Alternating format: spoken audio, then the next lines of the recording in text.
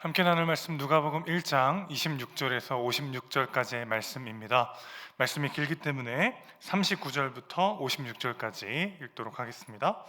이때 마리아가 일어나 빨리 산골로 가서 유대 한 동네에 이르러 사가랴의 집에 들어가 엘리사벳에게 문안하니 엘리사벳이 마리아가 문안함을 들으매 아이가 복중에서 뛰노는지라. 엘리사벳이 성령의 충만함을 받아 큰 소리로 불러 이르되 여자 중에 내가 복이 있으며 내 태중의 아이도 복이 있도다. 내 주의 어머니가 내게 나아오니 이 어찌 된 일인가. 보라, 내 문안하는 소리가 내 귀에 들릴 때에 아이가 내 복중에서 기쁨으로 뛰놀았도다.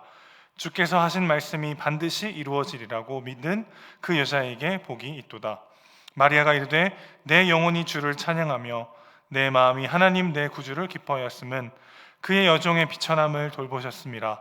보라, 이제후로는 만세에 나를 복이 있다 일컬으리로다. 능하신 이가 큰 일을 내게 행하였으니 그 이름이 거룩하시며 긍휼하심이 두려워하는 자에게 대대로 이르는도다. 그의 팔로 힘을 보이사 마음의 생각이 교만한 자들을 흩으셨고 권세 있는 자를 그 위에서 내리쳤으며 비천한 자를 높이셨고 줄이는 자를 좋은 것으로 배불리셨으며 부자는 빈손으로 보내셨도다. 그 종 이스라엘을 도우사 긍휼히 여기시고 기억하시되 우리 조상에게 말씀하신 것과 같이 아브라함과 그 자손에게 영원히 하시리로다 하니라. 마리아가 석 달쯤 함께 있다가 집으로 돌아가니라. 아멘. 오늘 본문은 마리아가 천사로부터 메시아의 잉태를 듣고 또 친척 엘리사벳의 집을 방문하는 이야기를 다루고 있습니다. 이스라엘의 정원 시기를 생각해 보면 천사에게 메시아를 잉태해야 할 것이라는 이야기를 들었을 때 마리아는 10대 소녀였을 가능성이 큽니다. 10대 소녀가 아직 결혼도 하지 않았는데 임신을 한다. 이거는 당시 율법에 의하면 돌에 맞아 죽을 수밖에 없는 일입니다. 마리아가 주님의 여종입니다, 말씀대로 이루어질 것입니다 라고 고백했지만 사실 생각하면 생각할수록 얼마나 두렵고 혼란스러웠을까요? 그래서 마리아는 천사의 증언 이후에 엘리사벳을 찾아갑니다. 여러 가지 이유가 있었겠죠. 몸과 마음에 많은 위안이 되었을 것입니다. 36절 보시면 엘리사벳도 늙어서 아들을 임신하였음이 마리아에게 증거가 되었을 것입니다. 이미 임신하지 못할 정도로 그런 나이의 친척이 하나님의 능력으로 잉태한 것을 보면서 마리아는 자신에게도 역사하실 하나님을 신뢰할 수 있었을 것입니다. 또 41절 보시면 엘리사벳의 태중의 아이, 세례 요한이죠. 세례 요한이 복중에서 뛰어노는 것을 보면서 한 번 더 확신을 얻었을 것입니다. 그리고 엘리사벳의 집에서 3개월간 머물면서 임신 초기를 안전하게 보냈을 것입니다. 이렇게 하나님의 예비하심과 인도하심을 목도하면서 마리아는 얼마나 감격스러웠을까요? 이런 상황 가운데 나온 것이 오늘 본문의 마리아 찬가입니다.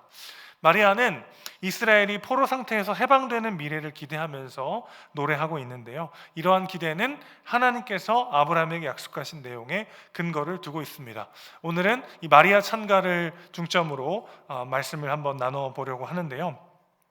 먼저 48절 말씀을 보시면 마리아가 하나님께서 자신의 비천함을 보셨다, 비천함을 돌보셨다라고 노래하고 있습니다. 마리아는 좀 전에 자신을 여종으로 고백했었고요. 그리고 비천함이라고 고백하고 있습니다. 1차적으로는 작고 연약한 존재를 통해서 놀라운 구원의 역사를 이루시는 하나님에 대한 감격을 표현하고 있다고 볼 수 있겠습니다. 나의 연약함과 초라함, 또 불확실한 상황 앞에서 자신의 무능력함을 뼈저리게 자각할 때마다 굉장히 괴롭지만 오히려 그런 나를 사랑하시고 사용하시는 하나님의 은혜가 더욱 깊이 다가오기 마련이죠. 어느 해보다 작년 한 해 우리는 우리 자신의 무능력함과 부족함을 많이 느꼈던 한 해가 아닌가 싶습니다. 그러나 사실 다시 한번 돌이켜보면 그런 나를 여전히 변함없이 사랑하시고 사용하셨던 하나님의 은혜를 가장 많이 경험한 한 해이기도 합니다. 오히려 뭔가 살만하고 부족한 것이 없고 잘 나갈 때는 은혜의 감격이 별로 없다가도 삶의 실패를 맛보고 내가 어찌할 수 없는 불가항력적인 상황 앞에 낙심하고 넘어져 있을 때, 혹은 실패하고 좌절하고 무너졌을 때 우리는 그런 연약하고 부족한 우리를 여전히 변함없이 사랑하시고 사용하셔서 그 있는 모습 그대로 영광 받으시는 하나님을 더 깊이 경험하게 되는 것이죠. 사랑하는 성도 여러분, 우리 하나님께서는 이런 방식으로 우리의 연약함도 사용하십니다. 우리의 고난조차도 복이 되게 하시는 분이심을 믿으시기를 주님의 이름으로 축원합니다. 그런데 마리아의 이 노래는요, 마리아 개인을 넘어서서 이스라엘 가운데 임하시는 하나님의 구원에 대한 노래이기도 합니다. 이 구약에서 비참함이라는 단어는요, 종종 이스라엘의 포로된 상태를 나타낼 때 사용되기도 했던 단어입니다. 이 비참함은 주권을 잃은 이스라엘의 고난의 상태를 의미하는 비참함이기도 했던 것이죠. 또 51절 보시면 그의 팔로 힘을 보이셨다, 이런 구절이 나옵니다. 이 누가복음의 저자 누가는 누가복음뿐만 아니라 사도행전도 기록했죠. 그런데 사도행전 13장 17절을 보면 이런 구절이 있습니다. 하나님께서 높이 든 팔로 이스라엘을 애굽에서 이끌어내셨다, 이런 구절이 나와요. 여기서 하나님의 팔은 출애굽과 관련되어 쓰인 용어죠. 또 신명기 26장 8절에서도 이 하나님의 팔이 출애굽과 관련하여 쓰이게 되었습니다. 자, 그러니까 지금 마리아는요, 자신이 메시아를 잉태한 이 사건을 새 출애굽 사건으로 그려내고 있는 것이죠. 51절에서 53절에 나오는 선포들은 한마디로 로마에 대한 경고라고 할 수가 있겠습니다.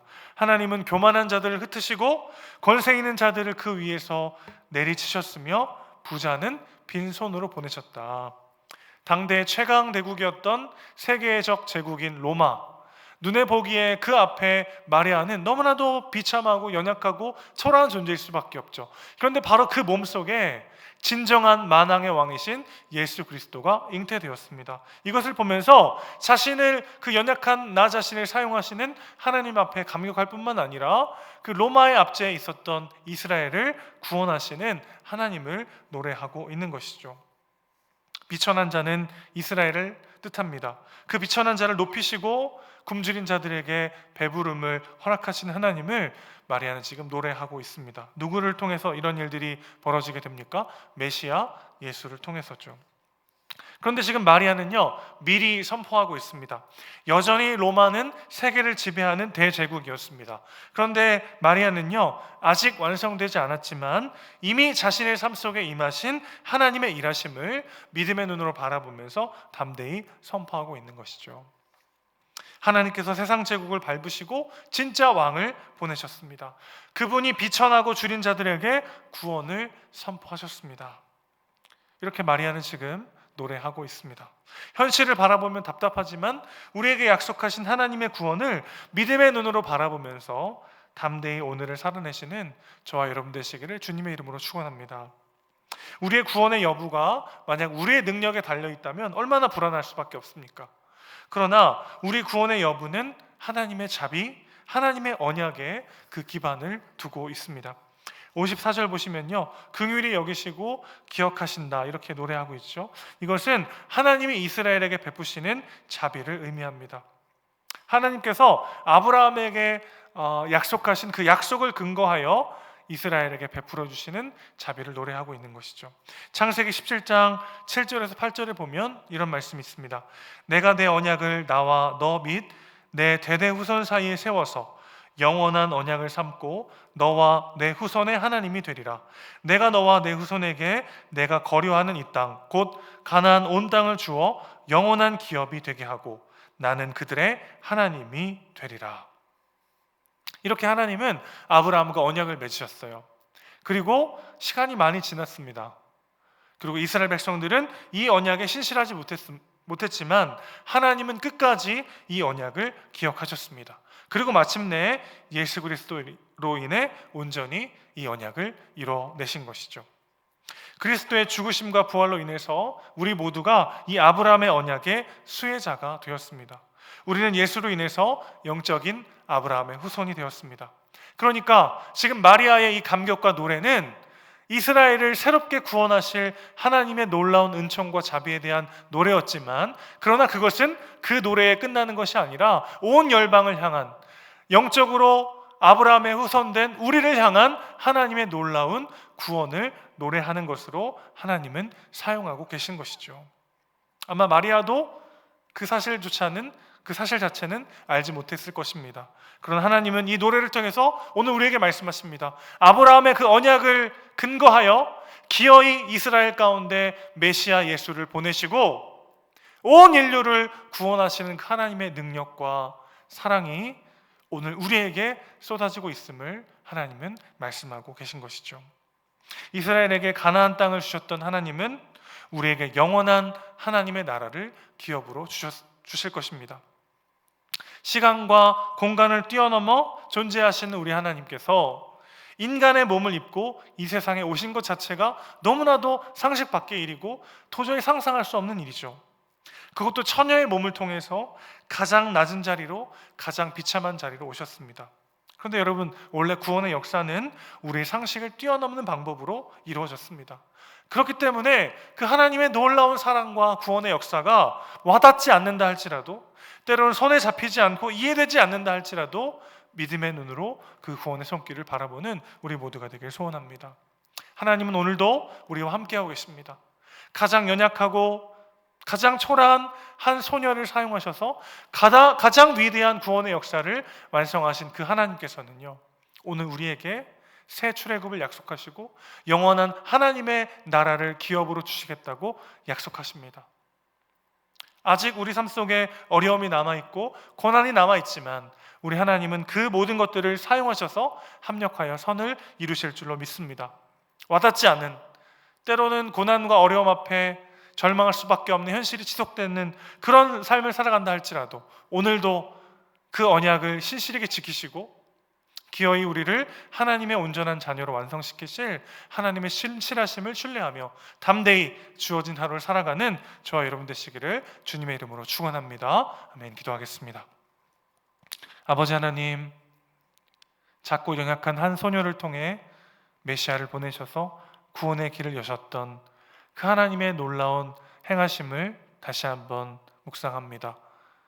우리 삶 속에 어두움과 절망과 고통이 가득하다 할지라도 그 가운데 하나님은 신실하게 일하고 계시고 그 모든 것들을 훨씬 더 영광스럽고 아름답게 역전시키실 것임을 다시 한번 기억하게 하시고 그 구원의 역사를 믿음의 눈으로 바라보며 오늘 하루를 담대히 살아내는 우리 모두가 될 수 있도록 주여 인도하여 주시옵소서. 우리 사랑이시고 주인이신 예수님의 이름으로 기도합니다. 아멘.